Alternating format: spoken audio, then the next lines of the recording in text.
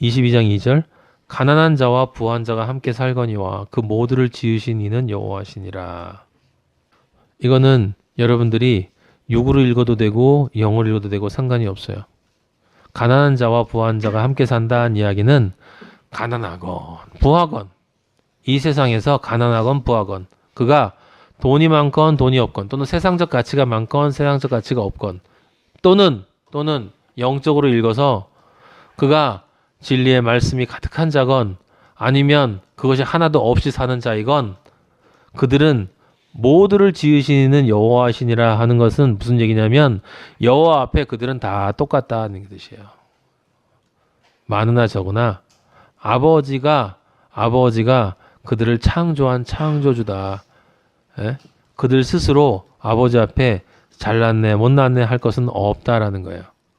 저는 이제 여러분들에게 지금 말씀을 전해주고 있는 이 상황에서 여기 22장 2절은 여기 가난한 자와 부한 자는 영적인 가난한 자와 부한 자가 아니라 이 세상에서의 물질에 있어서의 이 세상적인 의미에서의 가난한 자와 부한 자라고 전해주고 싶어요. 왜냐하면 아버지가 볼 때 전부 다 도낄 객길 전부 가난한 자기 때문에 그래요.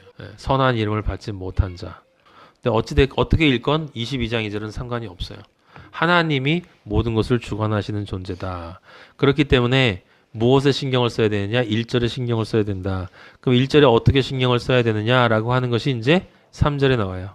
모두를 지으신 이가 여호와시라는 얘기는 그 모든 것이 여호와에게 있고 여호와로부터 나와서 여호와에게로 가고 여호와가 모든 삶의 목적이고 의미가 되어야 된다는 것을 아는 사람이기 때문에 그런 존재가 3절에 슬기로운 자가 돼. 슬기로운 자. 예. 여호와를 여호와로 아는 자. 모든 것의 근원이시며 모든 것을 주관하시고 통치하시는 유일한 존재가 여호와라는 것을 아는 자는 슬기로운 자야. 그럼 그 슬기로운 자는 재앙을 보면 숨어 피해요. 재앙을 보면 숨어 피해요. 근데 이 말을 여러분 잘 들어야죠. 왜냐하면 여기 슬기롭다라고 하는 것은 육과 혼의 슬기로움이 아니고 영의 슬기로움이잖아. 그러니까 여기 지금 슬기로운 자는 재앙을 보는데 지금 육의 재앙을 보는 게 아니에요. 혼의 재앙을 보는 게 아니야. 숨어 피해야 된다라고 보고 있는 이 사람이 보는 재앙은 무슨 재앙이에요? 영의 재앙이에요. 영의 재앙. 영의 재앙은 뭐예요? 아버지로부터 잊혀지는 거야. 아버지로부터 분리되는 거야. 근데 아버지로부터 분리되는 것이 아이러니하게도 그 재앙이 세상에서는 육과 혼의 축복이에요. 그럴 가능성이 높아. 육적으로 잘 되고 심적으로 잘 되는 게 영적인 재앙이 될 수 있을 가능성이 높다라고 하는 거예요. 그럼 슬기로운 자는 재앙을 보면 피한다라고 할 때 영적으로 슬기로운 자만 그것을 피한다는 말은 그것을 버린다 이런 금욕주의적인 엉터리 무소유 뭐 이런 얘기를 하는 것이 아니라 그것이 내 삶의 진정한 가치가 아니다라는 것을 아는 자지. 그는 무엇을 가지고 있는 거예요?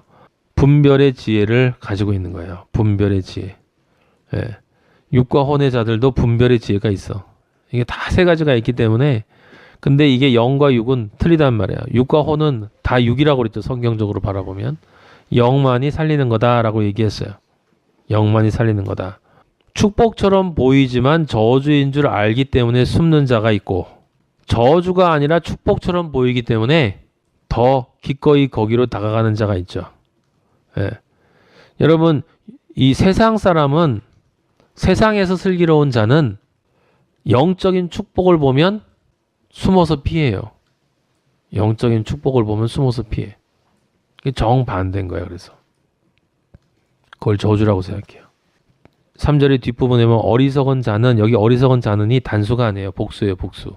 어리석은 자들은 슬기로운 자는 단수고 어리석은 자들은 복수예요. 복수. 예수님이 말씀하신 것처럼 다수의 사람들은 재앙을 보고 그대로 나가요. 왜 나가? 그게 복으로 보이기 때문에. 분명히 복이니까 나가다가 해를 받아. 해를 받는다는 건 아버지로부터 끊어져 버린단 말이에요. 하나님이 관심을 끊어버리신다고. 이 지구상에서 이 세상에서 온 우주에서 가장 무서운 게 뭐냐면 여러분 아버지로부터 잊혀지는 거예요. 우리 아버지로부터 잊혀지는 거. 전 실제 아버지로부터 잊혀진 것처럼 살았거든요. 제가 잊었으니까. 지금 생각해보면 그때 저를 왜 아버지가 안 잊으셨을까? 근데 신기하고 너무 송구스럽고 너무 감사하고 그런데 물론 저희 어머니가 저를 위해서 하루 종일 기도를 뭐 몇십 년을 하셨으니까 10년을 하셨으니까 그 10년 동안을 누군가가 여러분을 위해서 그렇게 기도해 준 사람이 있어요? 새벽부터 밤 12시, 1시, 2시까지 중간에 쉬는 시간 빼고 하루 종일 기도해 주는 사람? 근데 저희 어머니가 옛날에 그랬어요. 그러다가 그렇게 10년 가까이 기도하다가 쟤는 어쩔 수 없구나. 포기하셨어요. 포기하셨다고 그랬어. 예. 근데 아버지는 포기하지 않으셨어요. 아버지는 제 영을 받기 때문에 포기하지 않으셨어요. 여러분 안에 영이 아버지를 정말 간절히 그리워하면 누가 기도해 주지 않아도 아버지가 여러분 버리지 않아요. 근데 그건 모르잖아. 그죠? 모르긴 뭘 몰라. 여러분 하루 사는 거 봐요. 그럼 알 수 있어.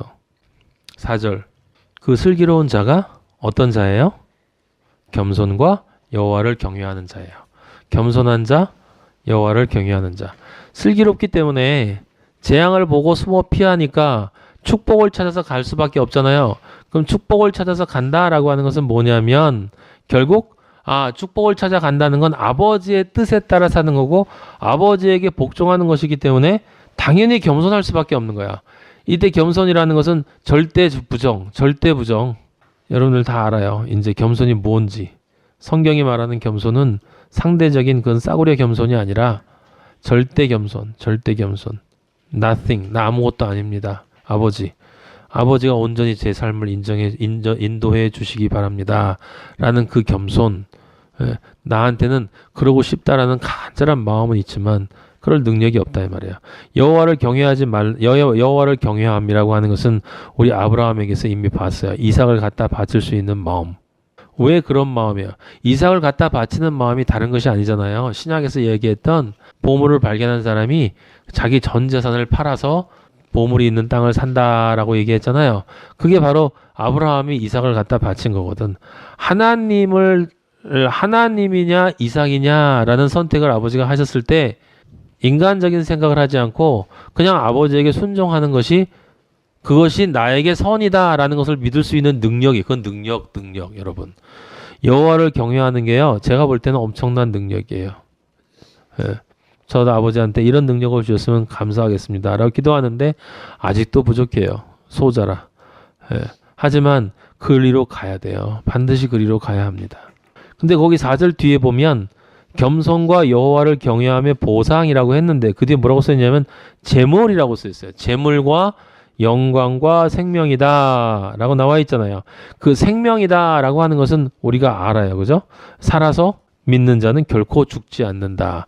이 생명은 임마누엘을 뜻하는 거야. 하나님과 함께 있기 때문에 하나님이 생명이시니까 하나님과 함께 있는 자는 당연히 생명이고 곧 영광도 마찬가지예요. 영광은 십자가의 영광이야. 십자가의 영광.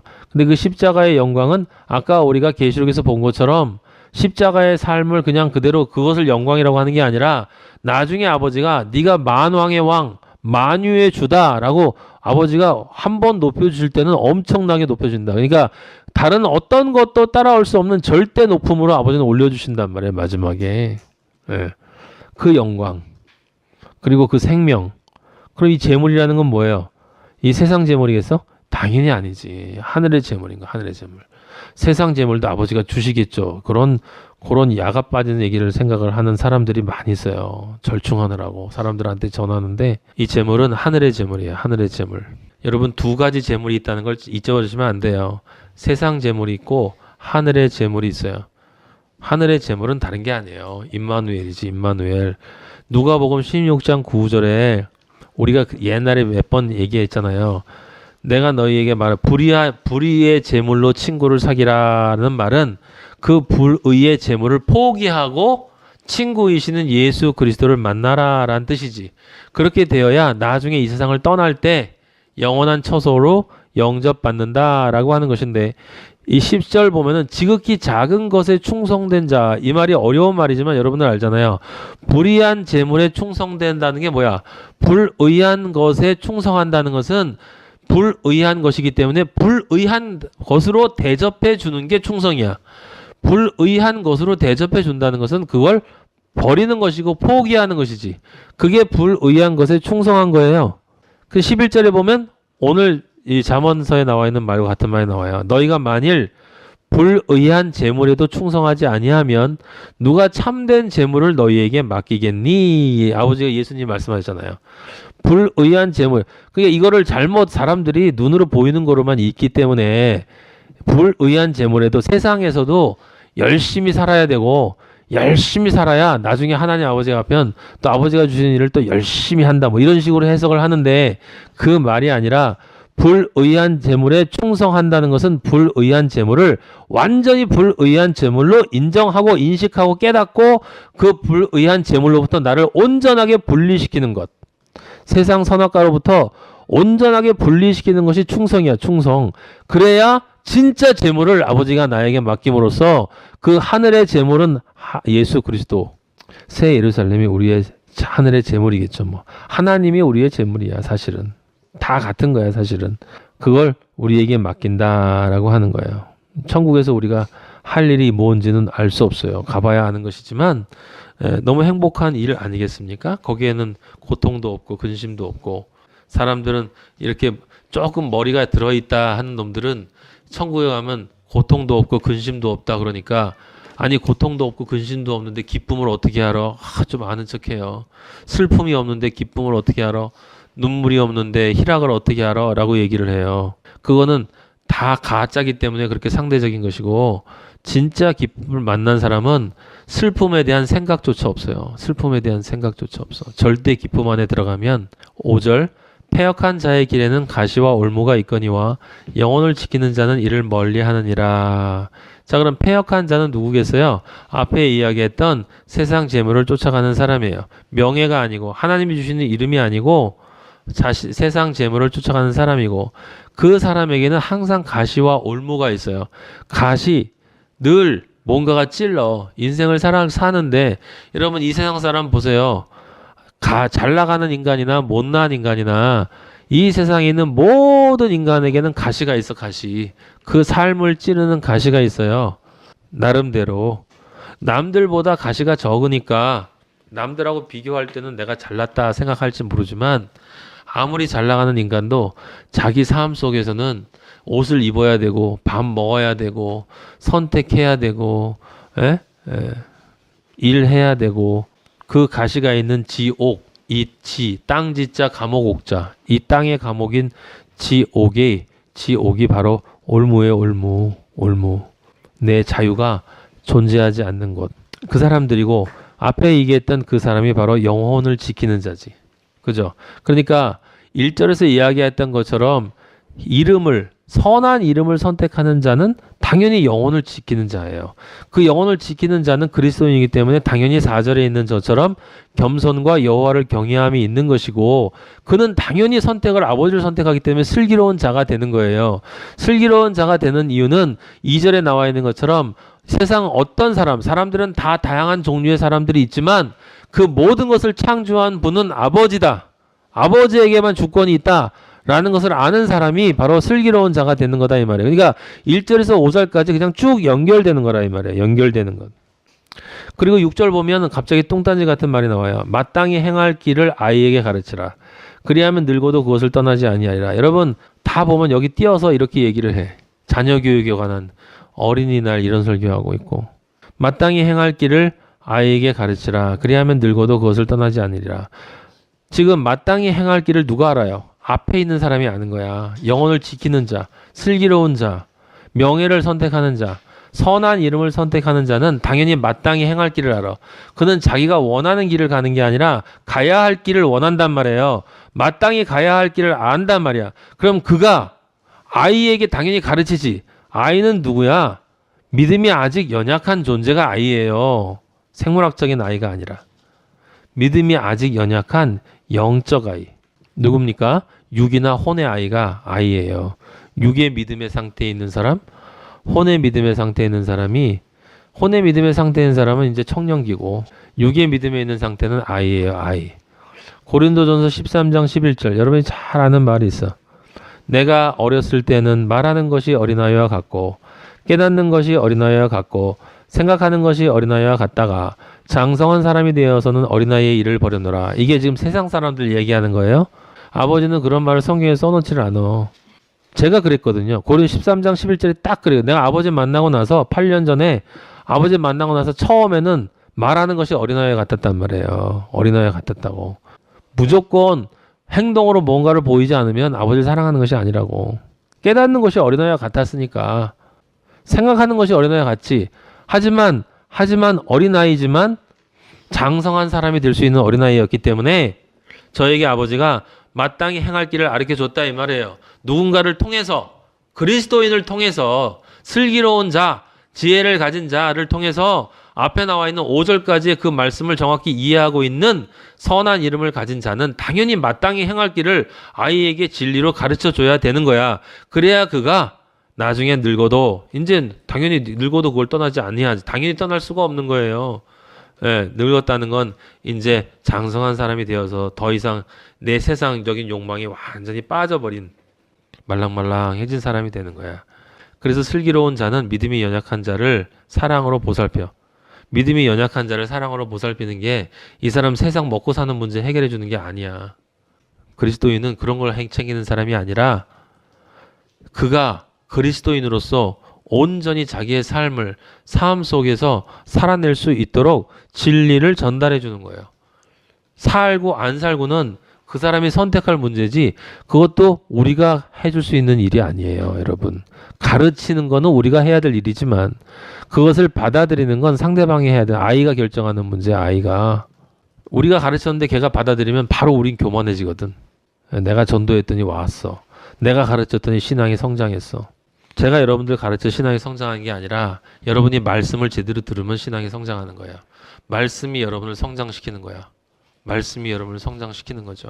저에게 있는 영광의 가치는 아버지가 도구로 사용해 주신다는 그 영광의 가치인 거예요. 에베소 4장 13절 한번 볼래요? 우리가 다 하나님의 아들을 믿는 것과 아는 일에 하나가 되어. 믿는 것과 아는 일. 여기 가르친다는 말과 연결이 되죠. 아는 게 중요하다니까. 아는 일에 하나가 되어. 온전한 사람을 이루어 그리스도의 장성한 분량이 충만한 데까지 이르리니 에베소 4장 14절 이는 우리가 이제부터 어린아이가 되지 아니하며 무엇을 하면 믿는 것과 아는 일에 열심히 하면 이제부터 어린아이가 되지 아니하며 그럼 어린아이가 안 된다는 건 뭐냐? 사람의 속임수와 간사한 유혹에 빠져. 사람의 속임수와 간사한 유혹은 뭐예요?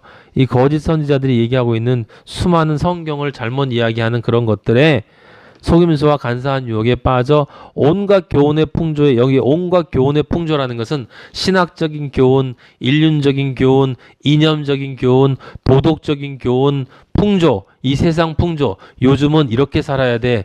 요즘은 시대가 이런 시대이기 때문에, 다양성의 시대이기 때문에 교회도 이제 시대를, 세상을 향해서 문을 열어야 되고 세상과 함께 공존하는 모습을 보여야 되고 세상에게 욕먹지 않는 그런 교회가 되어야 돼 라고 하는 그런 온갖 교훈의 풍조에 밀려서 요동하는 사람들로 가득한데 거기에 뜻 보니까 한 놈이 요동하지 않고 있는 거예요. 다들 흔들리고 있는데 어떤 사람? 슬기로운 자, 아버지의 말씀을 진리로 받은 자, 마땅히 행할 길을 들은 자. 그래서 범사의 그에게까지, 예수 그리스도에게까지 우리는 자라야 한다 이 말이에요. 자라야 한다고. 예? 자라야 한다고. 마태복음 18장 2절 보세요. 마태복음 18장 2절 보면 예수님이 뭐라고 하냐면 예수께서 한 어린아이를 불러 그들 가운데 세우시고 이르시되 진실로 너희에게 이르노니 너희가 돌이켜 어린아이들과 같지 아니하면 결단코 천국에 들어가지 못하리라. 그러니까 이 말하고 아까 얘기하고 이 거짓 선지자들이 이해를 못하니까 예수님은 어린아이와 같아야만 천국에 들어갈 수 있다고 했는데 마태복음 18장 2장 3절 어린아이와 같아야만 천국에 들어갈 수 있다고 하는데 잠언 22장 6절하고 고린도서 13장 11절 에베소 4장 13절 15절까지 우리가 읽었던 구절들에서는 어린아이에게서는 벗어나야 한다. 고린도서 13장 어린아이에게서 벗어나야 한다. 어린아이와 같이 머물러 있으면 안 된다 이 말이에요. 그런데 이 말이 어디서 풀리냐면 마태복음 18장 2절 3절 말고 그 다음 절까지 그러니까 읽어야 돼. 어린아이와 같이 된다는 게 뭐냐? 18장 4절 그러므로 누구든지 이 어린아이와 같이 자기를 낮추는 사람 그 사람이 천국에서 큰 자다. 천국에는 큰 자밖에 없어요. 이것도 듣고서 천국에서 내가 큰 자가 되고 낮은 자가 되지 않기 위해서는 나를 낮춰야 되는구나. 이런 교활한 인간들은 천국에 못 가는 거야. 그러니까 천국에는 모두가 큰 자야. 아버지가 다 큰 자로 인정해 준다고. 거긴 큰 자들밖에 없어. 작은 자는 못 들어가. 그러므로 누구든지 이 어린아이와 같이 자기를, 그럼 어린아이와 같아야만 천국 간다는 이야기는 자기를 낮출 수 있는 사람. 아까 얘기한 뭐예요? 겸손. 그 겸손이 그냥 겸손? 아니, 어린아이와 같은 겸손이라고 할 때 아버지가 얘기하시는 어린아이 같은 겸손은 육적 어린아이의 겸손이 아니라 영적 어린아이의 겸손. 영적 어린아이의 겸손은 절대 자신이 아무것도 아닌 것을 인정하는, 나는 먼지예요, 아버지. 아버지가 영으로 나에게 영을 불어넣어 주지 않으셨다면 나는 그냥 동물하고 똑같기 때문에 그냥 이 몸을 가지고 평생 살면서 마음만 키우다가 그 죽으면 그냥 흙으로 될 존재인데, 아버지가 나에게 영을 넣어주셨기 때문에 하나님의 영과 연합할 수 있는 그런 특권을 넣어주신 그런 존재다. 그 내가 무엇을 할 수 있겠습니까? 아버지의 은혜밖에 없습니다. 모든 것은 다 아버지의 은혜입니다. 아버지에게서 모든 것이 나왔습니다를 아는 자가 어린아이와 같은 자. 예. 근데 믿음을 처음 가지게 되면 그렇지 않거든. 어린아이일수록 자기가 큰 자라고 생각한단 말이에요. 큰 자. 그래서 성령을 처음 받고 또는 믿음의 생활에 성령을 못 받아도 교회에 처음 온 사람들은 세상에서 내가 잘난 체 하던 거를 교회에 와서 잘난 체 하려고 한단 말이에요. 세상에서 큰 자가 되려고 한 걸 교회에서 큰 자가 된 것처럼 드러내려고 한단 말이에요.